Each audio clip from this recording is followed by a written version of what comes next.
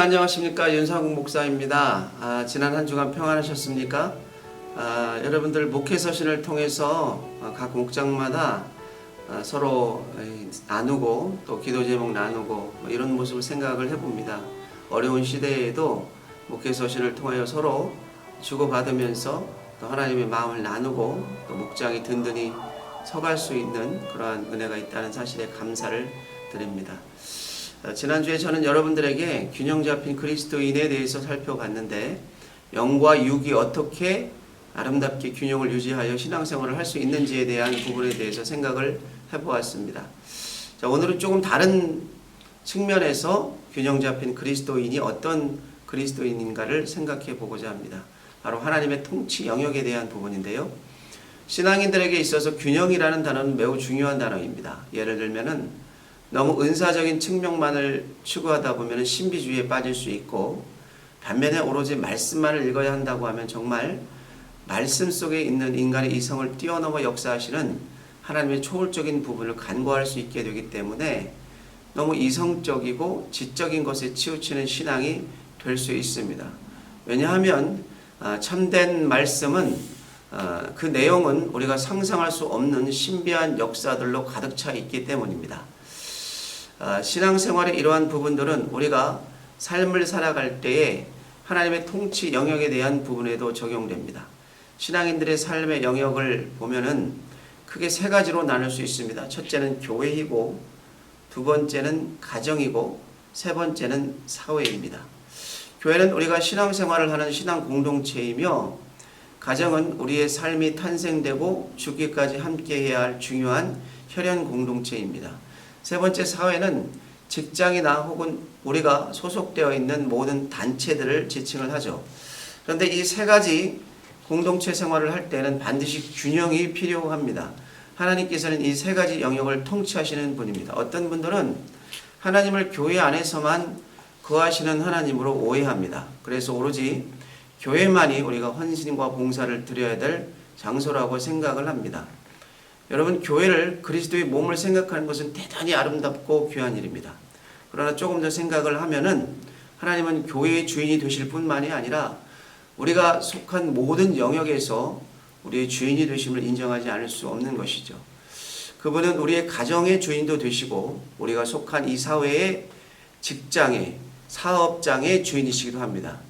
그렇기 때문에 어떤 특정한 시기에 하나님이 우리에게 교회에 집중하라고 말씀하시는 시기가 있을 수 있습니다. 지금 이 시기는 무엇보다도 교회에 더욱 헌신하고 더욱 봉사하라고 하나님이 교회를 향한 아름다운 마음을 주시고 부르실 때가 있습니다. 교회가 어렵고 힘들고 기도가 필요할 때 하나님은 우리를 교회를 위한 중보와 봉사와 사역의 장으로 부르십니다. 그러나 어느 정도 그 시기가 지나면 가정과 직장도 돌봐야 하는 것이죠. 왜냐하면 가정을 돌보지 않는 극단적인 교회 봉사는 하나님이 원하시는 부분이 아닐 것이기 때문입니다. 하나님은 가정 역시 더욱 튼튼해지고 강건해지기를 원하시지 교회 일이나 봉사 때문에 가정이 깨지기를 원치 않으시기 때문입니다. 그러므로 교회가 안정되고 평안을 찾으면 우리는 우리 삶의 이 세 가지 영역에서 다시 같은 크기로 균형 잡힌 삶을 추구해야 되는 것이죠. 때로는 하나님께서 우리에게 다른 영역보다 가정에 좀 집중하라고 말씀하실 때가 있습니다. 가정의 남편과 아내 혹은 아이들이 문제가 있거나 가족에게 문제가 있다면 다른 무엇보다도 가정을 돌봐야 되는 것이죠. 가정의 우선순위를 두고 기도하고 하나님께 나아가야 됩니다. 아이들의 문제를 위해서 눈물을 흘려 기도하고 더욱 아이들에게 신경을 쓰고 시간을 투자하고 아이들을 바른 길로 인도하기 위해서 에너지를 쏟아야 됩니다. 그러나 가정이 다시 평화를 찾고 안정을 찾게 되면 다시 세 가지 영역은 같은 크기로 균형을 잡아야 되는 것입니다. 또 때로는 하나님이 다른 영역에서보다도 우리가 속한 사회와 직장을 위해서 더욱 힘쓰고 애쓰라고 말씀하실 때가 있습니다. 그리스도인들은 세상의 빛과 소금의 역할을 감당해야 하기 때문에 우리가 속한 직장이 어렵고 힘들 때는 그곳에 속한 공동체의 일원으로서 다른 영역보다도 더욱 직장에 힘쓰고 애쓰고 직장과 자신이 속한 단체를 위해서 노력하기를 하나님은 원하시는 줄 믿습니다. 그러나 직장과 소속 단체가 다시 안정을 찾고 평화를 유지하면 다시 이 세 가지 영역이 동일하게 균형 잡힌 그리스도인이 되어야 된다는 것입니다. 자, 그리스도인들이 사회에서 지탄받고 손가락질을 받는 이유를 곰곰이 생각해 보면은 이 세 가지 영역에서 균형을 잊어버리기 때문입니다.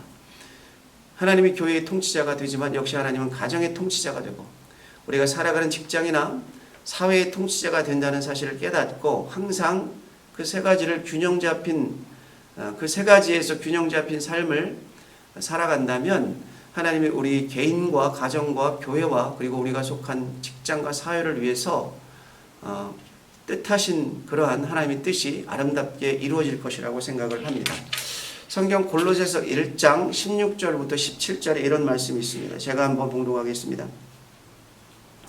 만물이 그에게서 창조되되 하늘과 땅에서 보이는 것들과 보이지 않는 것들과 혹은 왕권들과 주권들이나 통치자들이나 권세들이나 만물이 다 그로 말미암고 그를 위하여 창조되었고 또한 그가 만물보다 먼저 계시고 만물이 그 안에 함께 섰느니라.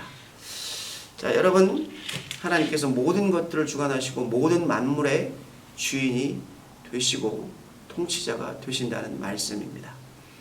자, 이번 한 주간 살아가실 때 여러분의 가정과 여러분의 직장이 하나님이 통치하시는 능력의 땅, 능력의 장소가 되기를 소망합니다. 그래서 여러분이 속한 모든 곳에서, 여러분이 가는 모든 곳에서 하나님의 권능과 축복과 은혜를 경험하시게 되는 그런 아름다운 한 주간이 되시기를 우리 주님의 이름으로 간절히 축복하며 축원합니다.